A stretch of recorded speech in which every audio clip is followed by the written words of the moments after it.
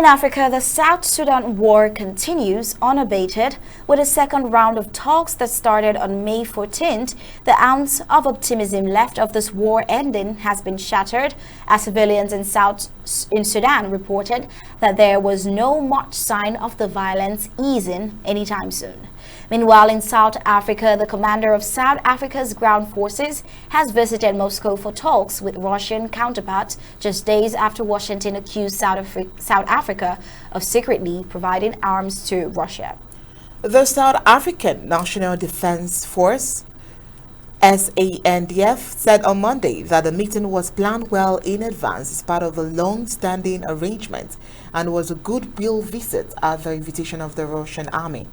In a statement, SANDF said it confirms that the chief of the SA Army, Lieutenant General Lawrence Amba, is in Moscow for a bilateral meeting between the two military establishments.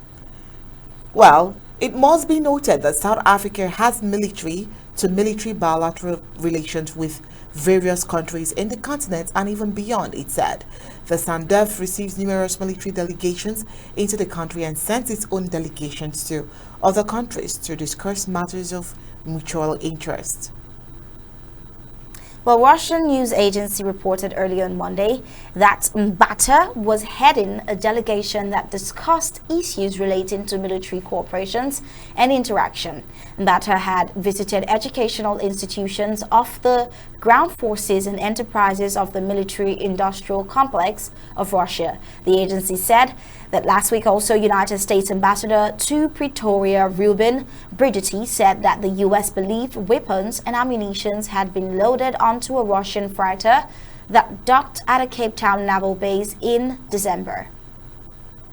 Well, South African officials rejected claims made by the U.S. ambassador, who also said senior U.S. officials had profound concerns over South Africa's professed policy of non-alignment and neutrality over Russia's war in Ukraine. Ruling party seeks meeting with the U.S. ambassador over Russia's allegations as well. Well, the African National Congress, the ANC's National Working Committee, NWC, has expressed its intentions to meet with United States Ambassador Ruben Brigitte after he criticized the ANC's policy on Ukraine, which states that the U.S. provoked the war with Russia over Ukraine, hoping to put Russia in its place. Brigitte, who accused South Africa of selling arms to Russia, which the South African government denied, the ANC claims the ambassador apologized for his comments, although Brigitte called his utterances a misimpression. Well, speaking to the media after a marathon NWC meeting, AMNEC Secretary General Fikal Mbalula said that the country has insisted it would not condemn Russia's invasion of Ukraine and that the governments remained not aligned in the conflict.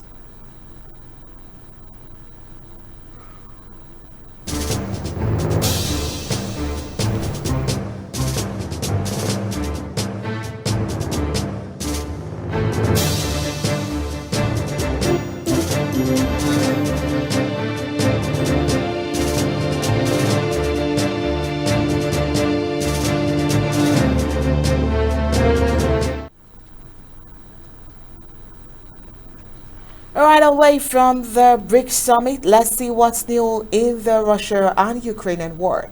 Putin had touted the nuclear-capable missile as a world beater, while Ukraine is preparing major counter-offensive, already claiming biggest battlefield gains for 6 months.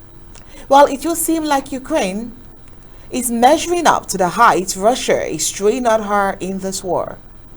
Well, in Kyiv, Ukraine said it had shot down 6 Russian hypersonic Kinzhal missiles in a single night, thwarting a superweapon Moscow had previously touted as all but unstoppable. It was the first time Ukraine had claimed to have struck an entire volley of multiple hypersonic missiles, and if confirmed, would be a dramatic demonstration of the effectiveness of newly deployed Western air defenses.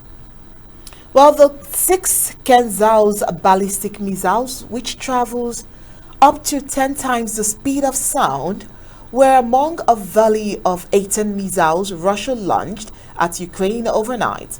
lighting up Kiev with flashes and raining debris after they were blasted from the sky.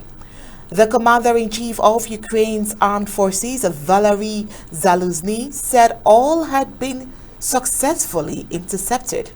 There was no immediate comment from Russia. City authorities in the Ukrainian capital said 3 people were wounded by falling debris.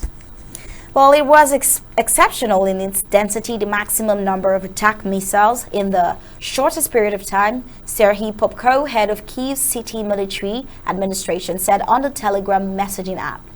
Zaluzny said his forces had intercepted the 6 Kinzhals launched from aircraft, as well as 9 caliber cruise missiles from ships in the Black Sea and 3 Iskanders fired from land. Earlier this month, Ukraine claimed to have shot down a single Kinzhal missile over Kyiv for the first time using a newly deployed U.S. Patriot air defense system. Previously, the ability of Patriots to intercept Kinzhal missiles only was theoretical. Hitting 6 at once would suggest it could be a reliable defense rather than a lucky shot. President Vladimir Putin, who unveiled the Kinzhal as one of 6 next-generation weapons in 2018, had frequently touted it as proof of world-beating Russian military hardware capable of taking on NATO. The Kinzhal, whose name means dagger, can carry conventional or nuclear warheads up to 2,000 kilometers. Russia used them in warfare for the first time in Ukraine last year and has only acknowledged firing them on a few occasions.